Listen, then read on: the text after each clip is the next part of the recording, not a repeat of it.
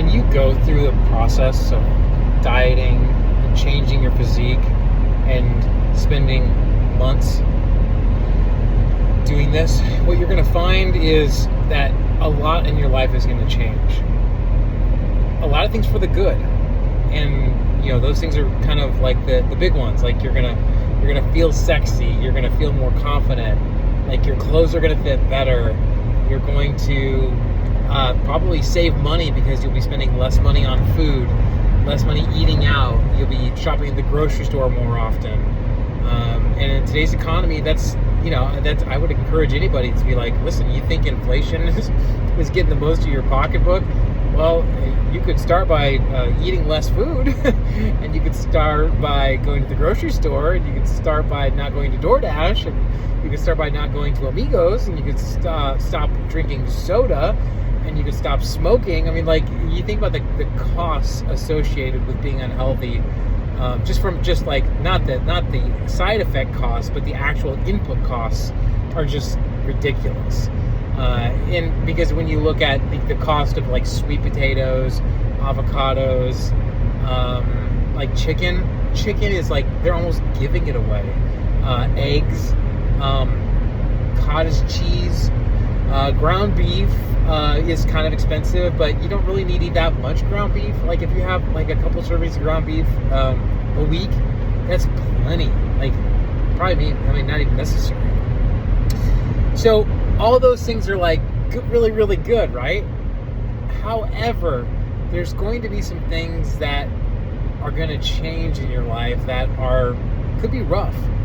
And one is your relationship with people and events that you've gone to in the past. Like you get invited to a barbecue with some friends, and it's the same barbecue that, same get together that you've always had, and there's lawn darts, and there's beer, and there's kids, and the blah, and the tree, and the blah, like all that stuff, and really what makes it fun is like when they're cooking the steaks, and the dudes are like, everyone's having a beer, and the women are doing their thing, and they're moving the food around, and but all of a sudden now, if your relationship with food has changed, of course, you can still go to the barbecue and you can take sweet potatoes, you can take your healthy food, but what you're going to find is the relationship that you had with those people is going to be challenged, because you're not going to be standing around feeling the buzz of like the Busch Light, because beer genuinely is like a social lubricant. Like it'll give you a buzz, but it's wildly unhealthy, and it's just like a slippery slope. And when you're dieting and you've changed your life, there's just like no reason to go back to whatever that is. And so what you'll find then is that like you feel like you're like a kind of a drag, or like your friends think like, oh my god, like he's just not the same guy and whatever, or they're jealous of you, or they just you just can't relate. And so like there's going to be some people in your life that are challenged, and what you might find is that they are low level thinkers, and they're low level performers, and there's a beautiful thing about all of us, that we are all like incredibly perfect souls. We are, absolutely. However, our mind and our body gets in the way. Like the mind and all of its stresses and the things we put upon ourselves, they get in the way of who we really are. And our body especially, because the fatter you are and the more unhealthy you are, it'll change how you communicate and how you are. And so what you might find is that the relationships you've had with people and friends have been with those people who wear those costumes. And that's really not who they are, but the relationship is based around the food and those looks and their mind and work and kids and beer and like dirty jokes and stuff like that. And if you've gotten to where you are back to your core, like who you really are, and your mind and your body are no longer a costume, and you are truly like one with yourself and you're happy with yourself, being around those people, like, you may be like, you kind of have to like put up with it, and you don't have to put up with it. Like, you could just choose to say no thank you.